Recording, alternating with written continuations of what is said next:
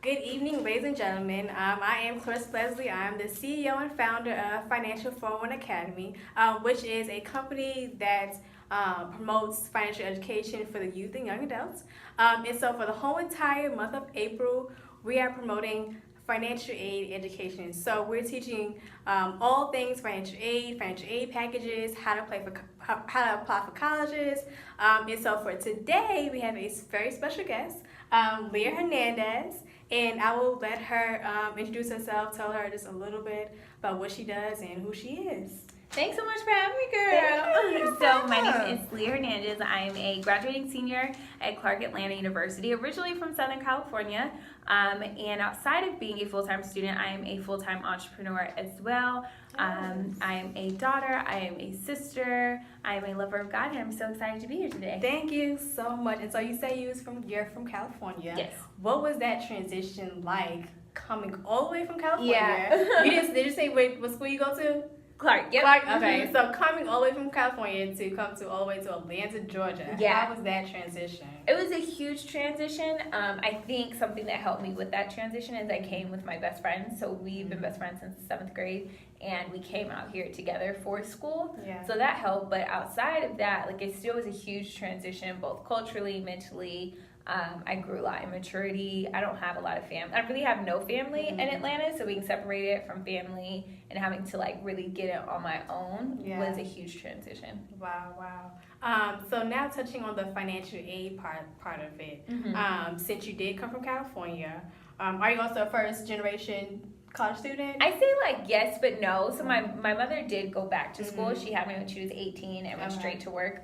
She graduated college. She graduated with her bachelor's my junior year of high school. Okay. So it's kind of like I'm not first generation, but I'm first generation to go like immediately after high school, if that makes sense. Okay. Yeah. So what was that process like enrolling in financial aid? Like be very like transparent and honest. No, I got you. in the beginning stage, how was that for you actually enrolling in college? And then how much were you actually prepared for school? Yeah, for school. Yeah. So it's a funny story. So because I was a non-technical but kind of technical like first generation, my mom's experience with like applying for college and dealing with financial aid was completely different from mine. Okay. So we had no idea how to get like scholarships and grants and things like that. So the only way that we knew how to pay for college was to take out loans.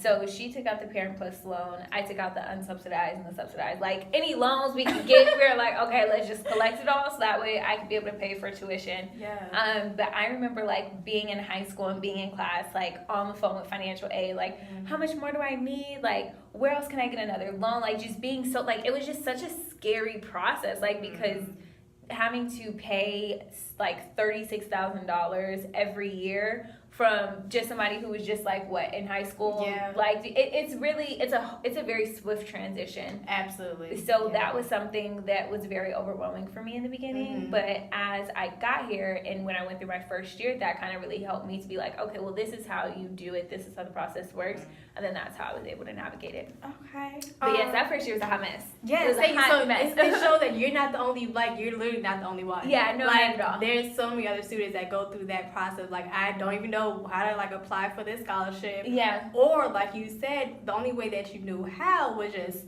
to take out loans. Yeah. Right. So we're not really educated. But I mentioned scholarships. I also know that you're an actual UNCF scholar. Yep. So talk about what is being a UNCF scholar. It's like, what is it like? What is it about? But then what other resources did you use in your college process? Yeah, to pay for school. To pay for school. Yeah, so my freshman year, mind you, was the hot mess year where I took out all the loans because I didn't know any better. So my freshman year, I actually went through a financial literacy program here at Clark Atlanta, and it really taught me like the importance of getting scholarships. So because I got more educated, I made the decision of like, okay, I'm not going to take out any loans. I kind of went from like 0 to 100. I went from taking out all loans to like thinking I was boss enough to say I'm not going to take out any loans. So yeah, I was like, I'm not going to take out any loans. I remember I walked to the financial aid office. I was like, you can cancel that loan. I'm going to get scholarships. They're like, okay, well, you owe us $10,000 in 2 weeks. And I was like, oh, this got real. So I remember I'd always heard about UNCF. I had an account with UNCF, and UNCF is the United Negro College Fund. Okay. So they give to all minorities for college education, but going to an HBCU worked to my benefit more because we were a institution of UNCF. Okay. So we got more scholarship dollars there. So I literally, every scholarship that they had on that portal, I applied for. Like, Look, so it's straight. Like, Yeah. just apply for all of them. yeah, I applied for all of them. I followed up. Like, I was like, UNCF people, they're probably like Leah Hernandez again. Like, she's such a bugaboo because what I would do is I would apply for a scholarship, and then I would email them right after, like, hey, I just wanted to make sure that my scholarship submitted successfully. Obviously, it did. Like, I got a whole notification, but I just wanted them to see my name so that way when they reviewed my application, it was like, Leah Hernandez, oh, that's familiar. She's the girl.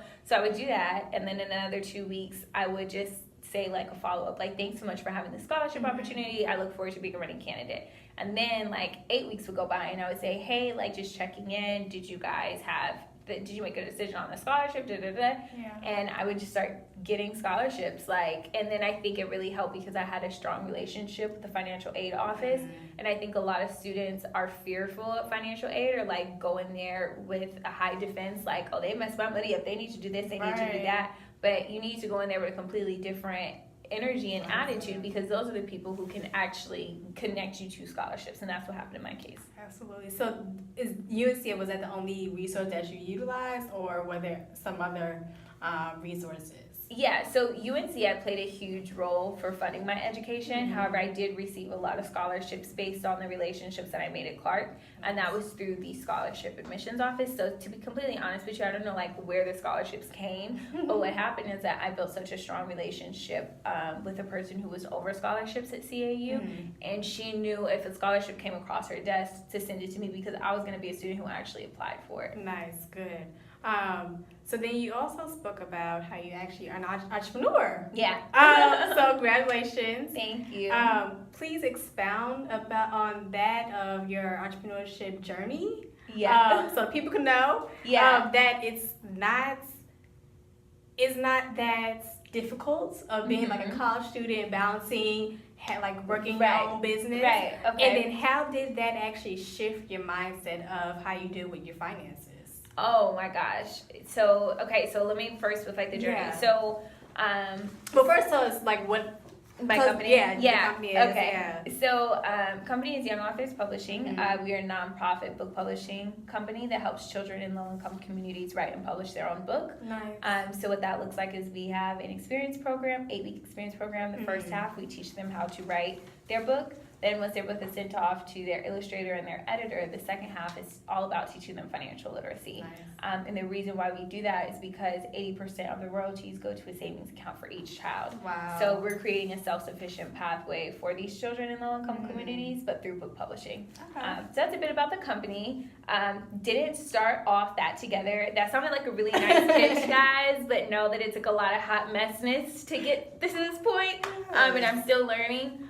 So my sophomore year, I had the vision, and it's funny, I got the vision, we were on a trip, so it's a China trip to write and publish my own book. So after I wrote and published my book, during that process, a mentor of mine was like, hey, Leah, you should start a business because there's an opportunity for students who want to start businesses. And I'm like, well, I'm writing a book right now, I don't know what kind of business I can start. And, like, I don't know if you kind of ever had that, like, duh moment. Absolutely. Yeah. All the So time. he was just like, so if you're writing a book, maybe you can help others do the same thing, start a company. So I'm like, oh, yes, I can do that.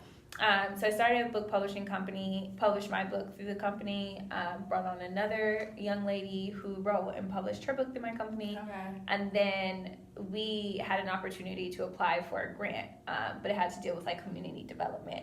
So we started as Young Authors Program, which was just supposed to, like, help act as, like, our CSR initiative. And at the time, what was my company name? It was Purposeful Millennials Publishing. Oh my God. Saying it just irritates me because it just shows how all over the place I was. Yes, but it shows the growth, though. Yeah, it was a lot of growth. So we did that. And then after our pilot program, I was like, yo, there's a way bigger need for this than to just, like, help people who want to become authors be authors. Like, yeah, that's, like, the traditional route.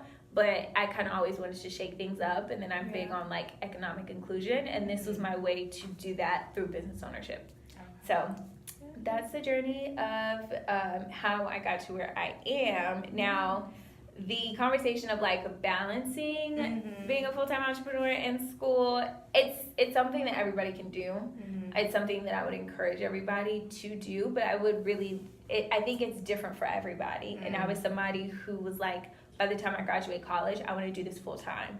So because that was my mindset, it took a different level of focus and work ethic in order for me to do that.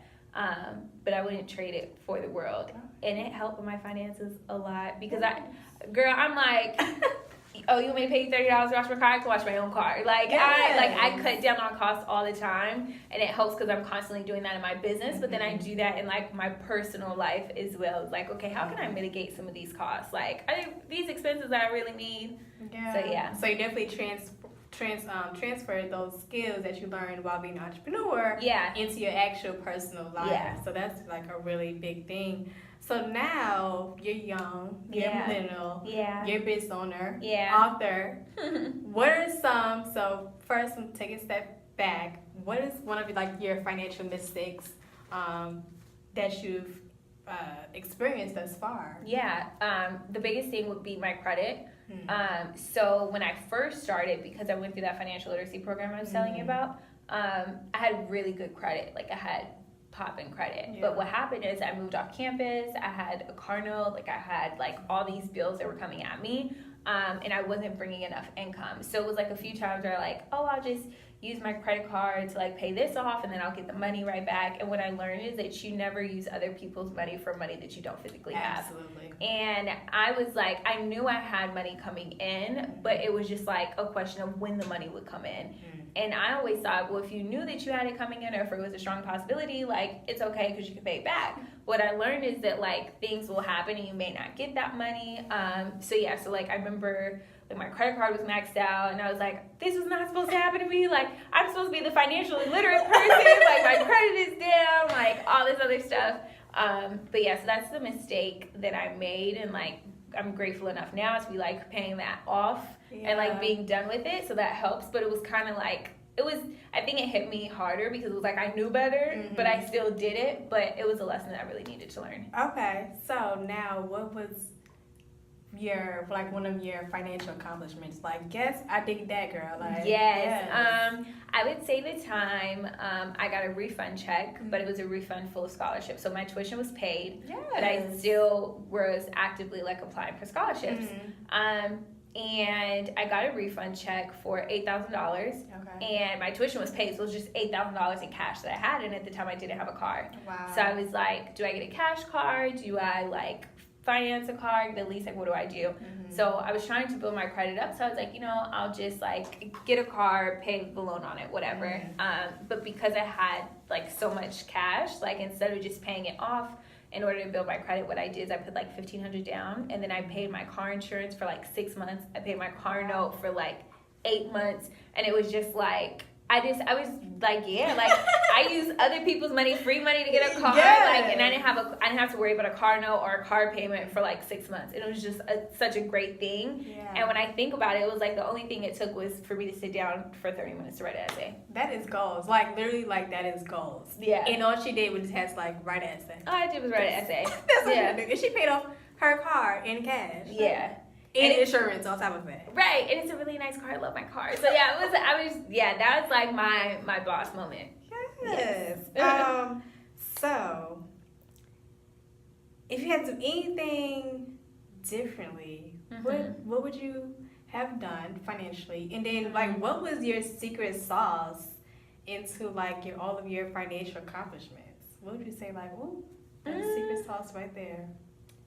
I think the secret sauce for me, it's weird because my finances, to be honest, scholarships and all that have a big part to do with my financial accomplishments. Another thing I did is I competed in the national NBA case competition. And we placed second place, and that Congratulations. was, thanks so much. So it was a team, so we split the money evenly, but it was still $3,400 that I was able to get in. And that was something that helped me a lot. And I think when I think about my secret sauce is I never shut down an opportunity to go get free money. So if that's a pitch competition, if that's a case competition, if that's a scholarship I have to apply for, and it's my last semester, so I'm like trying to get it all like while I'm still a student, because there's way more perks when you're a student. Like there's no scholarship for adulting. It's not, you don't get let me pay your rent for 2 months scholarship. Like that it's kind of going for like bills. Right. Like they don't exist. So I would say that's something that has helped me is like always being active about looking for free money and OPM, other people's money. Being proactive, that is key. Being proactive.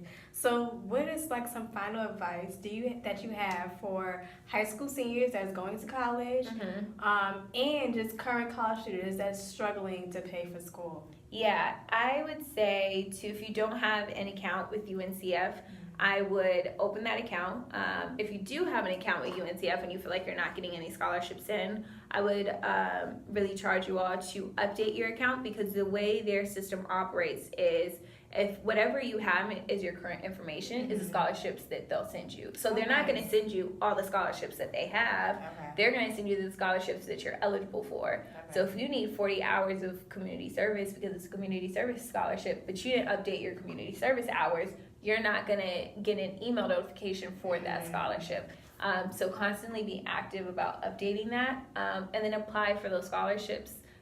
One of the like tips that I've always done is like I have a folder just for scholarships where I have like my personal bio and like career aspirations, because those are like the two main the essays that people always ask for. And then what you do is you just change it per scholarship. So yes, I would tell everybody to, of course, UNCF for high school seniors in Georgia, Atlanta Housing Authority has a really good scholarship. Everybody has a scholarship, and I think people get intimidated, especially when they're bigger corporations. Like if somebody's like, oh, Coca-Cola is giving away $5,000, they're probably like, oh, my tuition is $36,000, it's not going to pay it all. Like every dollar counts, and even if it's a big corporation, you never know what's on the other side. Absolutely. You never know how many people are applying unless you apply. Absolutely. Thank you so much. You're welcome. So Thanks where for can having me. people follow you, connect with you if they want to support you?